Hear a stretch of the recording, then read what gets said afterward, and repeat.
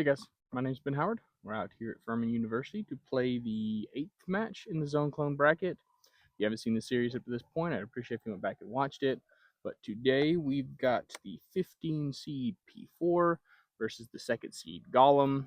If you're not aware, the P4 is actually just the old tactic mold that Discmania is bringing into the originals line. This is in their Color Glow C-line plastic, I think. So I imagine this is going to be pretty overstable for a tactic, but even then, the tactic's still going to be on the straighter side when it comes to zone clones. And then on the opposite end of the spectrum, you got the Golem, which is made by Divergent Discs, and this is actually one of the two companies that makes rubber discs. You can tell this is one of their stiffer rubber blends, I guess you could say. But this thing is very overstable. It's getting close to Zone OS, maybe not quite there, but these things are typically very, very overstable. So should be an interesting matchup because we got two discs on pretty much the opposite sides of the spectrum when it comes to stability. But the plan is to play the back nine out here at Furman, which should be pretty good. I think there's only like one hole that I really can't reach with either one of these discs. The rest of them are all like in that 200, 250 foot range. So it should be a fun round, but let's go ahead and get into it and see who wins. All right, guys, for hole 10, we got a par 3 about 180 feet.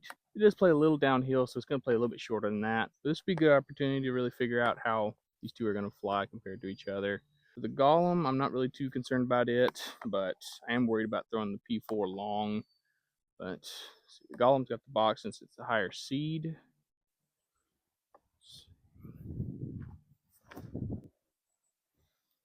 Way too soft. Okay, this should still be a circle 1 putt. It's about the amount of power I need to get the P4.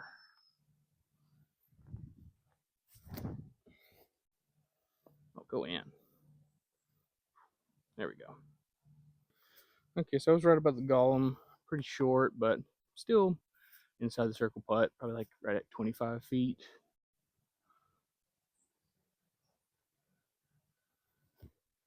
Get there. Oh, man.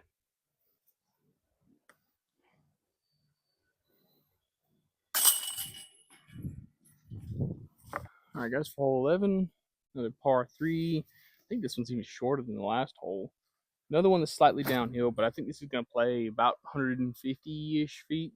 The Golem lost the box, so P4's up. I think I'm going to throw 2 forehands, just kind of going straight at the basket. If anything, I really just need to try and throw this just straight into the ground right in front of the basket. Let's see. Yep, just like that.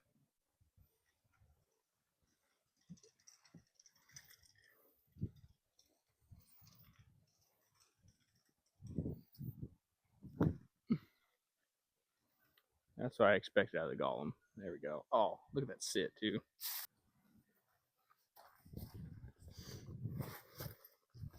There we go. Put 1 foot behind each putter, so this counts for both of them.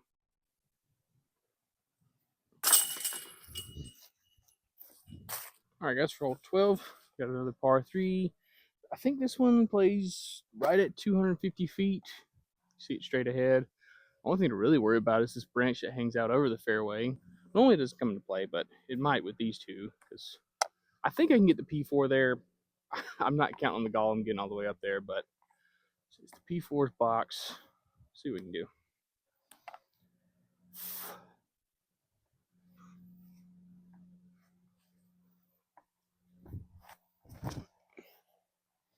Oh, yeah. Jump in. There we go.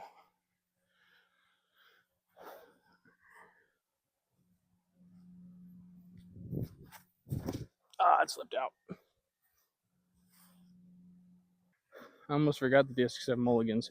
So we're going to use the Golem's mulligan here. I was actually a lot closer than I was thinking. I was probably like right at 45 feet maybe. So if I can get this out a little bit anhyzer out to the right side like I did with the tactic, the P4, I should be able to at least get into the circle.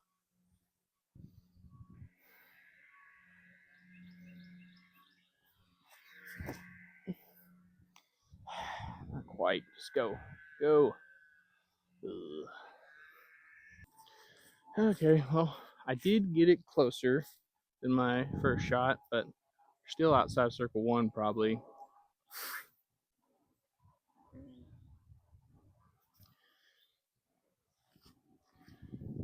Okay, so this is where the Golem ended up. I mean, it's closer than my first shot, but not by much. This is probably like maybe a 35 footer. So, just gonna make it.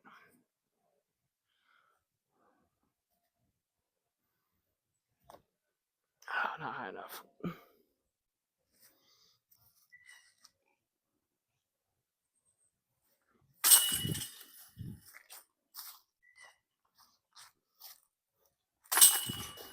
All right, guys, for hole 13, got a par 3. I think this one's right at 200 feet.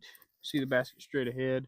You just got to decide which way you want to attack the basket because you got straight forward gap, you got a forehand gap, you got a backhand gap. I'm thinking backhand gap for both of them. Well, actually, with the distance, I'd probably be more comfortable throwing the P4 on a forehand at the left and then maybe throw the Golem on a backhand. The forehand, I pretty much just need to go over the stone bench on the left. And for the P4, I'll probably put on some hyzer, just give it a good amount of height. For the backhand line, I'll have to throw it like this split tree you can see on the right. Try and get the Golem to fade in between those trees. But still the P4's box. Let's see what we can do. Get around that. And that's parked.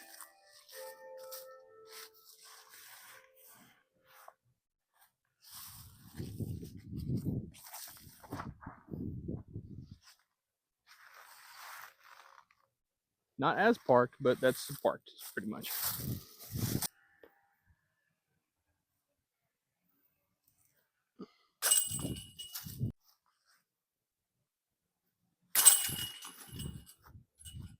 All right, guys, for hole 14, got a par 3.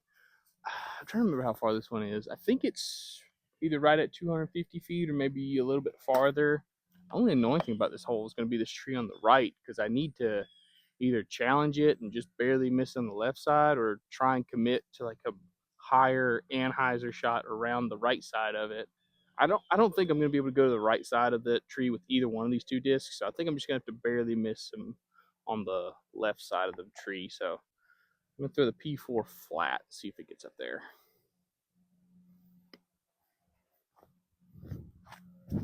I came out early. Okay. All right, I got to really commit to the Anheuser with the Golem here.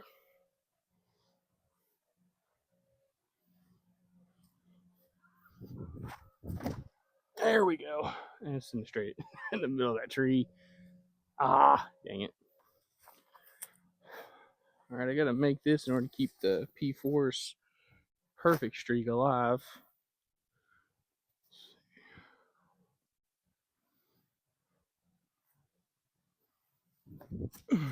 Nope. Good layup. I've got like a coin slot to hit, but this is the first chance the Golem's had of getting a stroke, so see what we can do.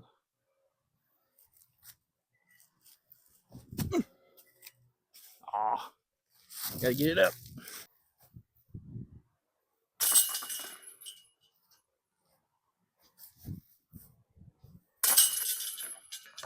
All right, guys, for hole 15, got a par 3.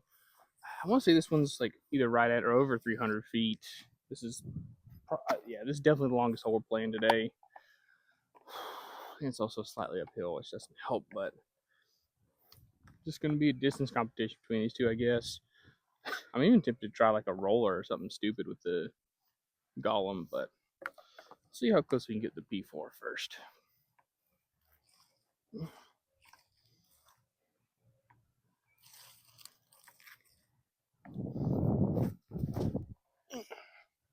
Ah, nope. Not committed to those Anheisers today. That's not good.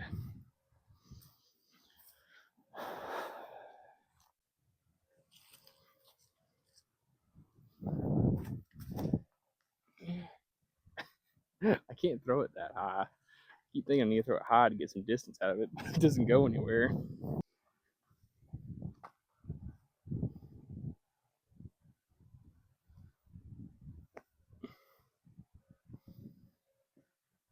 There you go.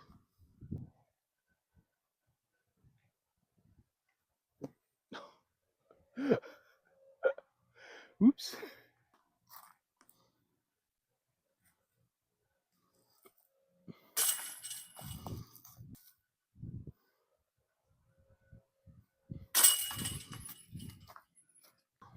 All right, guys, for hole 16, another par 3. I think this one's like 220 feet, something like that.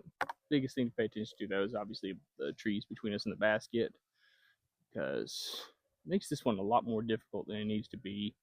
You either go down the right side with the low ceiling, which I don't think I can get either one of these discs up there going that way, or I can go for like a wide forehand, but I'm not really guaranteed to get up there either. So with it seems like we got a left to right wind, so I think the wide forehand will be the better play. Should kind of hold them up. Let's see, P4's box. Let's see what we can do.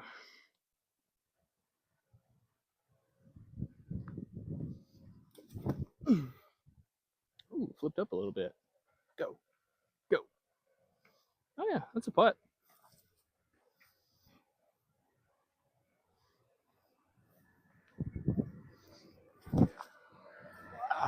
Oh, no, that's a pretty good kick.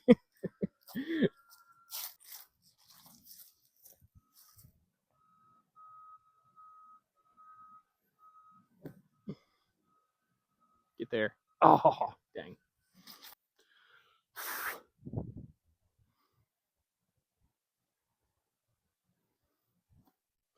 Nope. Tell you what, I'm going to use the P4's mulligan here. If I make this, the Golem can't win. If I miss it, I'm 2 up. It'll be 2 up with 2 holes to play, which are good holes for the Golem, but are also going to be good holes for the P4. So I'm going to use the mulligan here. Get there. There we go. All right, guys, we're on hole 17. And like I said, the P4's won. There's no way the Golem can come back at this point, but we'll finish up the last 2 holes and see if the Golem can at least get on the board. But this one, it's probably about a 200-foot hole. You can't see it, but it's in this bush on the left. So you got to throw stuff out to the right, give them time to fade back in. Still the P4's box. Have to be careful with speed control with the P4 at least. The Golem, I think, I can just throw it as hard as I want to.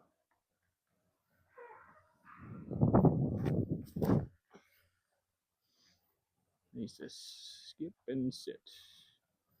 That is under the basket.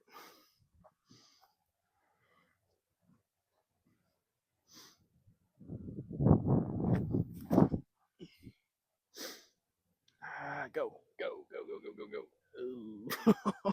That'd be the worst place to be on the hole. Okay, turns out I babied both of them, but Golem is still in a much worse spot. I can't even like go for like just a forehand straight through all this stuff straight at it. I think I'm just have to do a little spike hyzer thing and see if I can throw it in. Nope, too far to the right.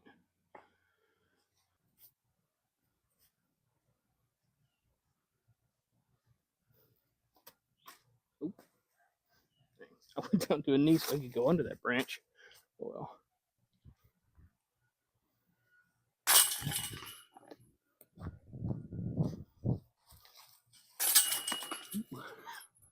Alright guys, we're on hole 18. Final hole of the video. I think this one's about 230 feet straight ahead. Let's see. Still the P4's box. Try and throw it flat, shot to the left. Just a stock forehand.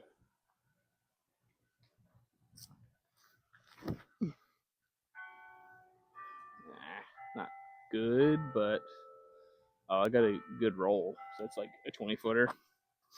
All right. Come on, Golem. This is your one chance.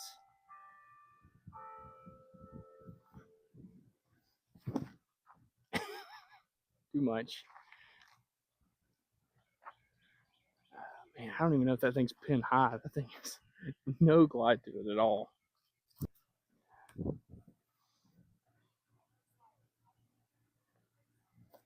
Oh boy. Nope.